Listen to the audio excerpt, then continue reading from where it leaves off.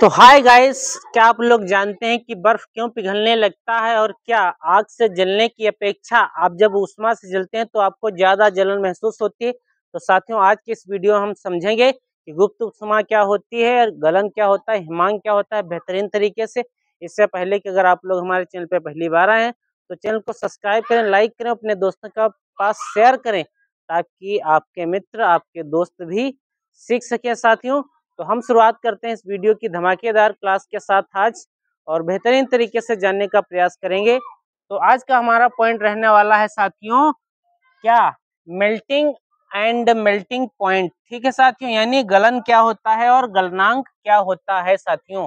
तो हम बेहतर तरीके से समझेंगे। एक्चुअली में होता यह है कि जो ठोस पदार्थ होते हैं उनके जो अणु होते हैं ना, बहुत पास पास होते हैं। बात समझ पा रहे हो? यानी हम कह सकते हैं ठोस के अणुओं के मध्य अंतराणु है ना, स्थान अत्यंत कम होता है।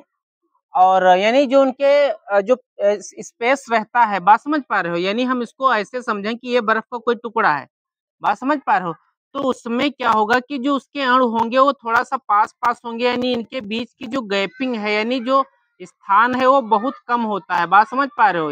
यानी बहुत कम होने के कारण क्या होता है, आकर्षण बल बहुत अधिक होता है। यानी इतना अधिक होता है, अट्रैक्शन इनके बीच इतना अधिक होता है साथियों कि क्या होता है कि ठोस पदार्थ को ऊष्मा देने पर, यानी जब इसको ऊष्मा दी जाती है, यानी ये ऊष्मा पा जाता है, चाहे वो वायुमंडल से हो या इसको थोड़ा सा हीट किया जाता है, तब क्या होता है कि इन अणुओं की गतिज ऊर्जा, जो इनके अंदर काइनेटिक एनर्जी है जिसको हम बोलते हैं गतिज ऊर्जा, बात समझ पा रहे हो? जब अणुओं के मध्य क्या करते हैं, एक दूसरे की ओर चलने लगते हैं, यानी मोमेंट उनके अंदर आने लगती है, तो क्या होता है कि गतिज ऊर्जा बढ़ जाती है। यानी गतिज ऊर्जा जब बढ़ जाएगी तो क्या होगा, इनके बीच की दूरी भी बढ़ने लगती है। बात समझ पा रहे हो? जब कोई चीज चलती है तो उसके बीच में गैप्स होते हैं कि नहीं होते हैं। और क्या होता है, ठोस द्रव में बदलने लगता है। इस क्रिया को क्या कहते हैं, ठोस का गलन कहते हैं। क्या कहते हैं साथियों? ठोस का गलन कहा जाता है। क्लियर है यहाँ तक सभी को? कोई दिक्कत? जैसे कि बर्फ का गलना, यहाँ तक क्लियर है कि गलना क्या होता है, ये हमने बात बेहतर तरीके से समझ लिया है। ठीक है साथियों, आखिर अब आता है गलनांक क्या होता है।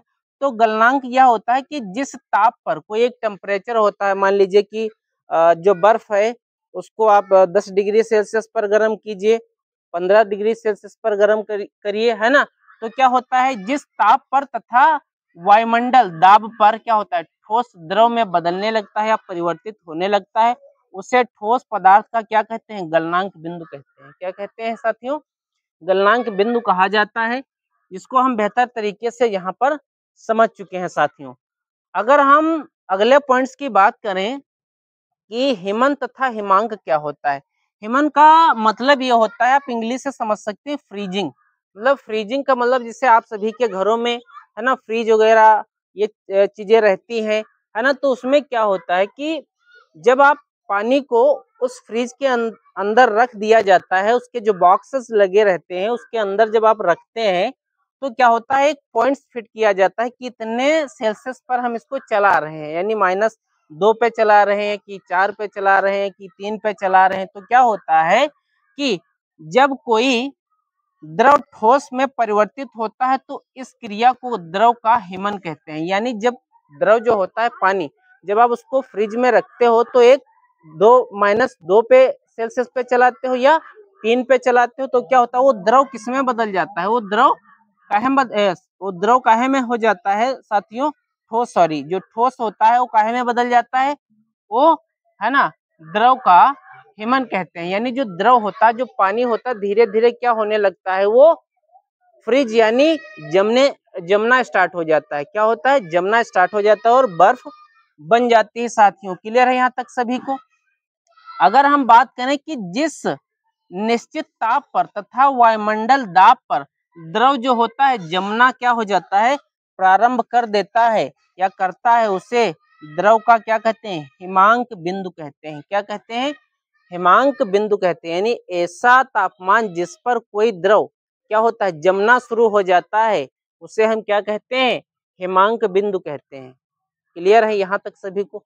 आई होप आप लोगों को बेहतर समझ में आया होगा, हमने जो आप सभी को बेहतर समझाया है। उसी तरीके से अगले पॉइंट की तरफ हम बढ़ेंगे तो क्वथन तथा क्वथनांक क्या होता है। बॉइल एंड बॉइलिंग पॉइंट ये क्या होता है, इसका मतलब ये होता है उबलना। बॉइल का मतलब होता है उबलना, है ना। तो इसमें क्या होता है कि जब कोई द्रव, है ना, जब किसी द्रव को, जैसे वो पानी हो, है ना, या कोई अदर चीज हो सकती है, बात समझ पा रहे हो, यानी लिक्विड फॉर्म में होना चाहिए।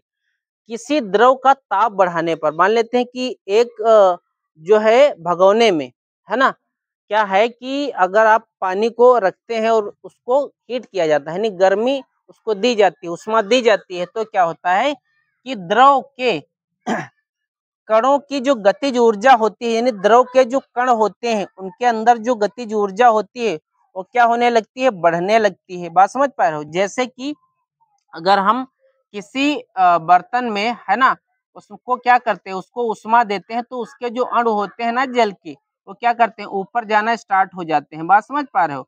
यानी ऊपर जब जाना स्टार्ट हो जाएंगे तब क्या होगा, अणुओं के मध्य अंतराणविक बल क्या होता है, क्षीण यानी धीरे धीरे कम होने लगता है, तथा क्या होता है, द्रव उबलने लगता है या उबलना स्टार्ट हो जाता है। क्लियर है यहाँ तक। यह क्रिया साथियों क्या कहलाती है, यह क्रिया आपकी क्वथन कहलाती है, जिसको हम बॉईल कहते हैं। क्या कहते हैं, बॉईल कहते हैं। और अगर हम इसके बॉइलिंग पॉइंट की बात करें तो जिस निश्चित ताप पर, कोई ऐसा निश्चित ताप जो है, ऐसा टेम्परेचर जिस पर क्या होता है, द्रव उबलना प्रारंभ कर देता है या प्रारंभ करता है, वह द्रव का क्या कहलाता है, क्वथनांक बिंदु कहलाता है। क्या कहलाता है, क्वथनांक बिंदु साथियों कहलाता है। जैसे कि आप लोग, जब आप जो है गैस पे, है ना, कुकर में कोई चीज आप भरते हैं, उसमें रखते हैं, उसके बाद क्या किया जाता है, अगर उसको ज्यादा आप, है ना, लौ दे देते हैं, यानी उसकी जो उष्मा की क्षमता है वो ज्यादा जब होने लगती है, तो क्या होने लगता है कि उसमें जो रखा हुआ आपका लिक्विड होता है, जो तरल पदार्थ होता है, वो क्या होने लगता है, उबलना तेजी से स्टार्ट हो जाता है। वही आपका क्वथनांक बिंदु कहलाता है साथियों। तो आई होप ये चीजें हमने आपको बेहतर समझाया है। अगर किसी प्रकार की कोई दिक्कत आती है तो आप हमें कमेंट में लिख सकते हो। अगर हाँ, और चैनल सब्सक्राइब नहीं किया तो कर लीजिए और लाइक जरूर करिएगा साथियों। लाइक करने से क्या होता है कि हमको एक मोटिवेशन मिलता है, ताकि मैं आप सभी के लिए और बेहतर से बेहतर मेहनत करके आपको अच्छे से अच्छा कंटेंट उपलब्ध करा सकूं साथियों। यही होता है मेरा मोटिवेशन साथियों। अब हम इसके नेक्स्ट पॉइंट की तरफ चलते हैं। और तो अब हम साथियों बात करेंगे संघनन की। तो संघनन क्या होता है साथियों, संघनन का मतलब ये होता है कि जो वाष्प होती है ना, उसको ठंडा करने की जो प्रक्रिया होती है उसको ही संघनन हम लोग कहते हैं। जैसे कि जो जैसे आप भगोने में रख के आप जल को क्या करते हो, बॉईल करते हो, उसके बाद जो ढक्कन रहता है ना, ढक्कन पे जो नीचे की सतह पे छोटी छोटी बूंदे रहती है ना, वही क्या होती है, जब ठंडी हो जाती है ना तो जल में बदल जाती है। वही क्रिया साथियों क्या कहलाती है, संघनन कहलाती है। जैसे कि हमने यहाँ पे आप सभी को बता दिया है कि कंडेंसेशन क्या होता है, कि वाष्प को, यानी जो पानी को आपने जो उबाला, उबालने के बाद जो ढक्कन था ना, ढक्कन पे उस भाप की बूंदे जाके टकराई, और टकराने के बाद वो काहे में बदल गई, जल में बदल गई। बात समझ पा रहे हो साथियों। तो वही क्रिया जो कहलाती है वो क्या कहलाती है, संघनन कहलाती है। जैसे वाष्प को ठंडा करके द्रव में बदलने की यह प्रक्रिया द्रवण या संघनन कहलाती है। उदाहरण के लिए वायुमंडल में बादल का बनना, यानी वायुमंडल में बादल का बनना, ये क्या है, ये साथियों संघनन ही है। क्या है, संघनन है। क्लियर है। क्योंकि ऐसा होता है, यहाँ पे जो वाष्प होती है ना, वाष्प के यानी जो भाप होती है ना, भाप के अणु बहुत दूर दूर होते हैं ना, और जब वो संघनित होती है तो उसके अणु थोड़ा भाप की अपेक्षा नजदीक आ जाते हैं, पास आ जाते हैं ना, तो वही आपस में जब मिलने लगते हैं तो क्या होता है, जल बन जाता है। बात समझ पा रहे हो। यहाँ पर वही क्रिया आपकी क्या कहलाती है, वही साथियों आपकी क्रिया जो है संघनन कहलाती है। यहाँ तक क्लियर है सभी को। आई होप आप लोगों को बेहतर समझ में आया होगा। ये प्रैक्टिकल आप लोग घर पे, ठीक है, जो माताएं बहनें किचन में जो है चाय बनाती हैं या इस प्रकार के जो पकवान बनाती हैं, है ना, उसमें आप लोग देख सकते हैं साथियों। अब हम बात करेंगे ऊष्मीय ऊर्जा की। ऊष्मीय ऊर्जा क्या होती है, जिसको हम हीट एनर्जी कहते हैं। यह ऊर्जा का वह रूप है, यह ऊर्जा का वह रूप है जो एक वस्तु से दूसरी वस्तु में तापमान के अंतर के कारण स्थानांतरित होता है। ऊष्मा जो होती है ऊष्मीय ऊर्जा है ना, तो यह क्या करती है, एक वस्तु से दूसरी वस्तु में तापमान के, जैसे किसी भी वस्तु का तापमान कम है और एक का ज्यादा है, तो दोनों के बैलेंस को बराबर करेगी। बात समझ पा रहे हो, तापमान के अंतर को बराबर करने वाली ही जो ऊष्मा होती है वही आपके साथियों ऊष्मीय ऊर्जा कहलाती है। क्लियर है यहाँ तक सभी को? आई होप आप लोगों को बेहतर समझ में आया होगा, हमने आप सभी को बता दिया है यहाँ तक। अब हम बात करेंगे लेटेंट हीट की। ये क्या होता है, देखो किसी भी पदार्थ में भौतिक अवस्था के परिवर्तित होने से उसमें गुप्त ऊष्मा रहती है, लेकिन हमें प्रत्यक्ष रूप से दिखती नहीं है। बात समझ पा रहे हो? तो हम समझेंगे कि कैसे। तो कैसे की अगर हम बात करेंगे साथियों, तो इसमें क्या होता है कि वह ऊष्मीय ऊर्जा जिसकी आपूर्ति किसी पदार्थ की, है ना, किसी पदार्थ की भौतिक अवस्था को परिवर्तित कर देती है, गुप्त ऊष्मा कहलाती है, यानी लेटेंट एनर्जी कहलाती है। तो हमें यह समझना बहुत जरूरी है, किसी पदार्थ की भौतिक अवस्था, अगर वो ठोस है ना तो उसको द्रव में बदल दे, अगर द्रव है तो उसको भाप में बदल दे, है ना। तो यही इसमें हम लोग समझेंगे कि वह ऊष्मीय ऊर्जा जिसकी आपूर्ति किसी पदार्थ की भौतिक अवस्था को परिवर्तित कर दे, है ना, वही होता है साथियों आपकी गुप्त ऊष्मा। क्या होता है साथियों? गुप्त ऊष्मा। ठीक है, वो किसके कारण होता है? ऊष्मीय ऊर्जा के द्वारा ही होता है ऐसा, है ना। तो हम अगर बात करें कि गुप्त ऊष्मा कितने प्रकार की होती है मेरे साथियों, मेरे भाई बहनों, तो वो होती है यहाँ पे दो प्रकार की। कितने प्रकार की? दो प्रकार की होती है। पहली अगर हम बात करें तो गलन की गुप्त ऊष्मा। अब गलन की गुप्त ऊष्मा क्या होता है साथियों, जैसे कि आप लोग एक बर्फ का टुकड़ा अपनी हथेली पर रखते हैं ना, तो उसमें क्या होता है कि उस हथेली पर रखने के बाद वो बर्फ का टुकड़ा हमारी हथेली से क्या कर लेता है? गुप्त ऊष्मा लेने लगता है। बात समझ पा रहे हो? इसलिए हमको बहुत ज्यादा ठंडी महसूस होती है, जलन टाइप की महसूस होती है। बात समझ पा रहे हो? क्योंकि वो हमारी हथेली से गुप्त ऊष्मा ले रहा है, इसलिए वो क्या करता है, वो वाष्पित होने लगता है, मतलब वो द्रव में बदलने लगता है साथियों, क्योंकि उसके थोड़ा सा अणु दूर दूर होने लगते हैं ऊष्मा के कारण, इसलिए वो बर्फ का टुकड़ा जो होता है साथियों वो पिघलने लगता है और हमें ज्यादा जलन जैसी महसूस होती है साथियों। क्लियर है यहाँ तक सभी को? आई होप आप लोगों को बेहतर समझ में आ रहा होगा। तो यही बात इसमें बताई गई है कि गलन की गुप्त ऊष्मा क्या होती है। तो ये क्या है? Latent heat of fusion. ये क्या होता है? एक वायुमंडलीय दाब पर 1 किलोग्राम ठोस को उसके गलनांक द्रव में बदलने के लिए जितनी ऊष्मीय ऊर्जा की आवश्यकता होती है उसे ठोस की गलन की गुप्त ऊष्मा कहते हैं। क्योंकि ऐसा होता है कि बर्फ के गलन की जो गुप्त ऊष्मा होती है 3.34 गुणे 10⁵ जूल प्रति किलोग्राम होती है साथियों। क्लियर है? आई होप ये चीजें हमने आपको बेहतर समझाया है। तो ऑब्जेक्टिव टाइप्स के जो भी पॉइंट्स आएंगे उसको हम बेहतर तरीके से वहां पेपर में कर पाते हैं साथियों। क्लियर है? आप लोगों को बेहतर समझ में आया होगा, इसलिए ऐसा होता है। बाकी कोई इसका कोई ज्यादा रोल नहीं रहता है ना, कि आग थोड़ी होती है जो हाथ जलने लगेगा। यही कारण होता है कि हमारी हथेली से अधिक ऊष्मा लेने लगता है, इसलिए वो जो बर्फ का टुकड़ा होता है वो द्रव में पिघलने लगता है, हमें थोड़ा सा जलन टाइप की महसूस होती है साथियों। क्लियर है यहाँ तक सभी को? अगर हम बात करें इसके नेक्स्ट पॉइंट की, मतलब दूसरे प्रकार की, तो वो होता है वाष्पन की गुप्त ऊष्मा। इसमें क्या होता है कि जब हम लोग किसी अगर कहें कि भाप से ज्यादा दर्द हमें जलने में होता है, जबकि उबलते हुए पानी से इतना दर्द नहीं होता, जबकि दोनों की ऊष्मा साथियों कितनी होती है? दोनों की जो गुप्त ऊष्मा होती है 100 डिग्री सेल्सियस होती है। कितनी डिग्री? 100 डिग्री सेल्सियस होती है, लेकिन हमें दर्द सिर्फ भाप से ही होता है। क्यों ऐसा होता है? क्योंकि जो गुप्त ऊष्मा होती है ना, वो क्या करती है, मतलब जो गलन की गुप्त ऊष्मा होती है वाष्प की, तो वाष्प जब इतनी ज्यादा गर्म होती है, जो हमारी त्वचा से टकराती है ना, तो संघनित होना चाहती है, इसलिए क्या रही है, तभी जाके हमें क्या लगता है कि जलन महसूस हो रही है। क्लियर है यहाँ तक सभी को? तो आई होप हमने आपको ये बेहतर समझाया है। यही कारण होता है कि जो है हमें किसी भी जलने की अपेक्षा जो है भाप से ज्यादा हमें जलन महसूस होती है। इसमें क्या होता है साथियों, एक वायुमंडलीय दाब पर 1 किलोग्राम द्रव को उसके क्वथनांक पर वाष्प में बदलने के लिए जितनी ऊष्मीय ऊर्जा की आवश्यकता होती है उसे द्रव के वाष्पन की गुप्त ऊष्मा कहते हैं। इसे है ना, इसमें गुप्त ऊष्मा कितनी होती है, 22.5 गुणे 10 की पावर 5 जूल प्रति किलोग्राम होती है साथियों। ठीक है, तो हमने आप सभी को ये चीज बेहतर समझा दिया है।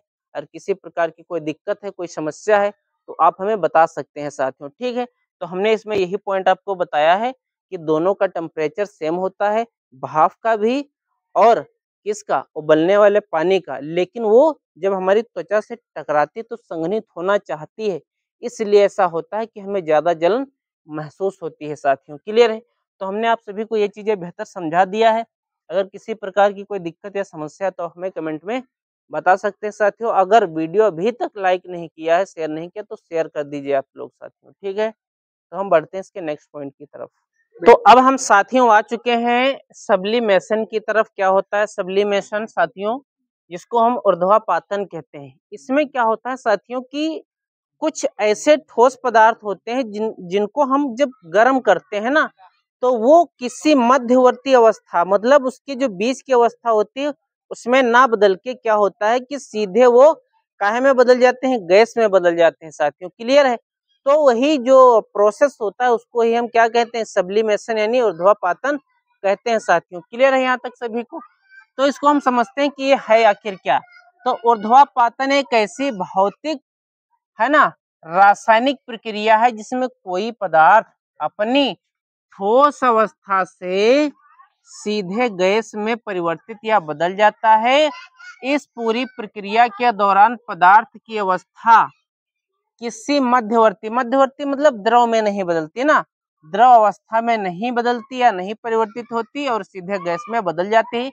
जैसे कपूर का जलना, आयोडीन का जलना, अमोनियम क्लोराइड का जलना, ये क्या है साथियों, ये सब्लिमेशन में ही आता है। क्लियर है यहाँ तक सभी को, तो हमने आप सभी को बता दिया कि आखिर ये क्या होता है।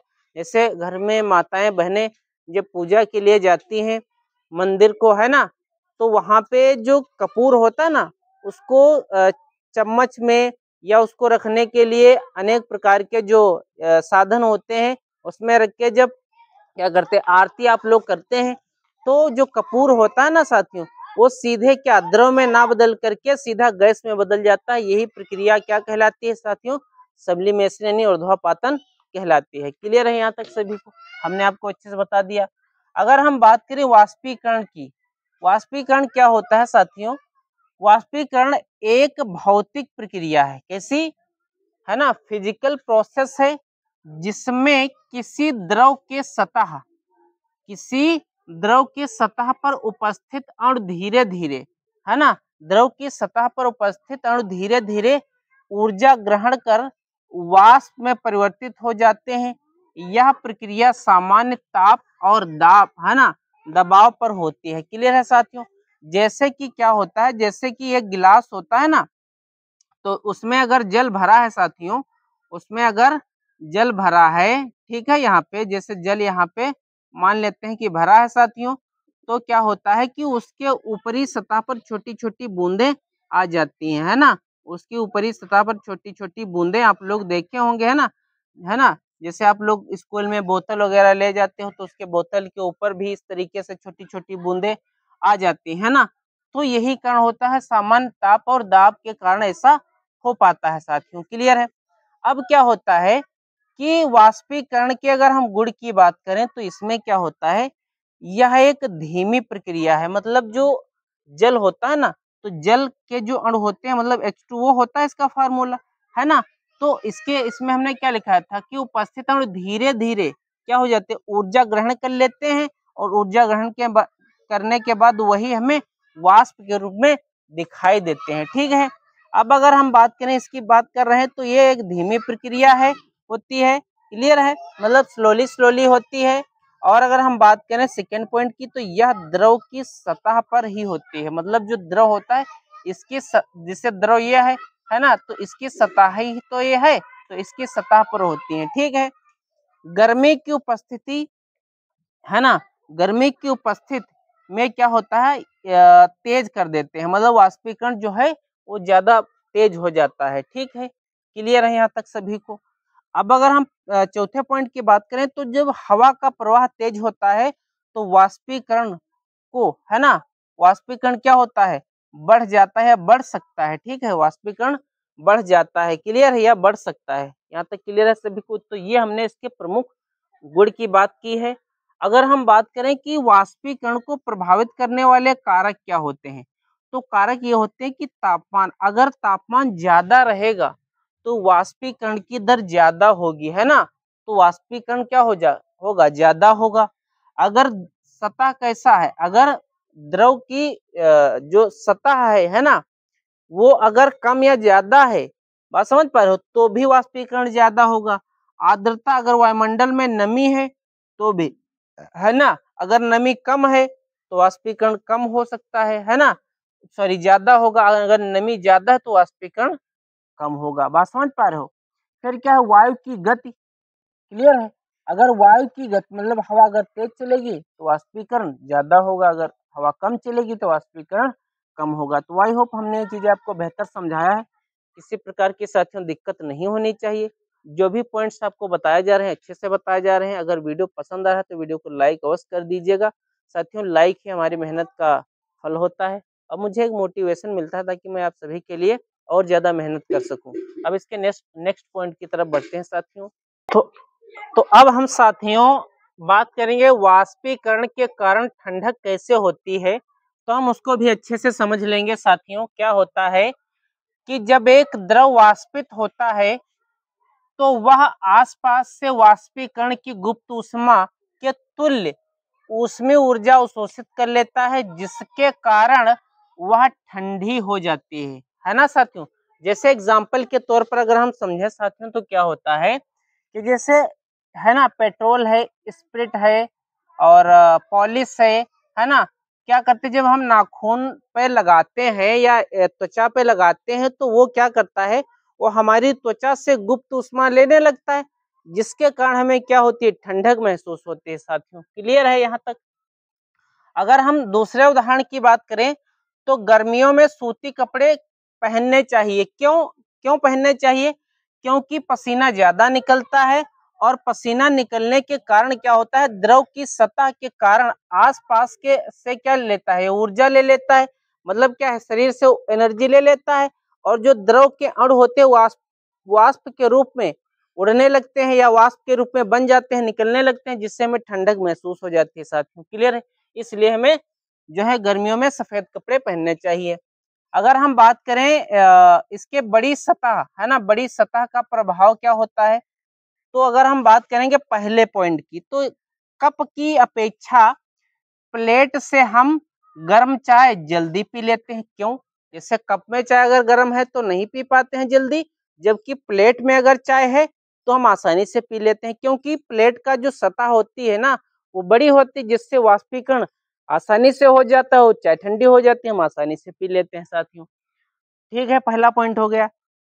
फिर गर्मियों में बड़े, है ना, गर्मियों में सॉरी घड़े का जल ठंडा होता है। जब आप लोग जाते हो ना जूस के ठेले पर तो वहां पे नींबू पानी बढ़िया शरबत पीते हो तो घड़े का पानी देता है वो आपको, क्यों देता है, क्योंकि जो घड़ा होता है ना, घड़ा की जो सतह होती है ना, वो थोड़ा बड़ी होती है और उसमें छोटे छोटे छिद्र होते हैं जिनसे हवा निकलती है, तो क्या होता है उस जल का वाष्पीकरण होता है, इसलिए वो ठंडा हो जाता है पानी। इसलिए हम लोग जो है गर्मियों में उस जो है घड़े का पानी ज्यादा ठंडा लगता है, अच्छा लगता है। ठीक है, अगर हम थर्ड पॉइंट की बात करें तो बर्फीले जल से भरे गिलास की बाहरी सतह पर जल की, मतलब जो है ना, जैसे कोई गिलास है उसमें बर्फ के टुकड़े रखे हैं, है ना, जैसे उसमें बर्फ के टुकड़े हैं तो क्या होता है साथियों, उसकी सतह पर छोटी छोटी बूंदे आ जाती हैं ना, उसकी सतह पर क्या होता है, छोटी छोटी बूंदे आ जाती हैं। ये क्या क्यों होता है ऐसा, बड़ी सतह के कारण और वाष्पीकरण के कारण ऐसा होता है साथियों। क्लियर है, तो हम इस तरीके से बेहतरीन तरीके से समझ रहे हैं साथियों, उस वीडियो को अंत तक जरूर देखिएगा साथियों। तो हम इसके अब नेक्स्ट पॉइंट की बात करते हैं साथियों, पदार्थ की शेष और दो अवस्थाएं कौन कौन सी हैं, प्लाज्मा और बोस आइंस्टीन, उसको भी हम लोग समझ लेते हैं साथियों। तो अब हम साथियों बात करेंगे पदार्थ की दो और अवस्थाएं कौन कौन सी होती हैं जो अभी तक आप लोगों ने नहीं जाना, नहीं सीखा। हम उन दो अवस्थाओं की और की बात कर रहे हैं और इस वीडियो के इस लास्ट पॉइंट में हम इसकी बात करेंगे साथियों, तो आप लोग इसकी मत करिएगा। तो हम बात करेंगे पदार्थ की जो चौथी अवस्था है वो क्या होती है, प्लाज्मा। पदार्थ की चौथी अवस्था प्लाज्मा एक आयनित गैस है जिसमें क्या होता है, मुक्त इलेक्ट्रॉन और आयन होते हैं साथियों, जो इसे ठोस, तरल और गैस से अलग करते हैं। जैसे कि प्लाज्मा सूर्य है ना, प्लाज्मा सूर्य, तारों, बिजली आदि में जो है साथियों पाया जाता है। और ये इसके लिए इसकी जो अवस्था होती है बहुत ही अच्छी होती है साथियों, इसको हमें जानना चाहिए और सीखना चाहिए, ठीक है। अगर हम बात करें इसके दूसरे यानी पांचवी अवस्था की साथियों, तो वो क्या होती है, पदार्थ की पांचवी अवस्था जो होती है उसको बोस आइंस्टीन कहते हैं। आइंस्टीन कंडेंसेट कहा जाता है, BEC, क्लियर है। जो तब बनती है जब है ना, बोसान नामक कणों को परम शून्य के करीब ठंडा किया जाता है साथियों, तब बनती है, जो कि एटमॉस्फेयर यानी वायुमंडल में बनती है साथियों। और इस तरीके से हमने इस चैप्टर को अच्छे से क्लियर करा दिया है। और हमारे जो भाई बहन अभी तक फर्स्ट पार्ट इसका नहीं देखे, जाके देख लीजिएगा। आप सभी का हमारे साथ बने रहने के लिए और अंत तक साथ देने के लिए बहुत बहुत धन्यवाद। Thank you so much. जय हिंद, वंदे मातरम।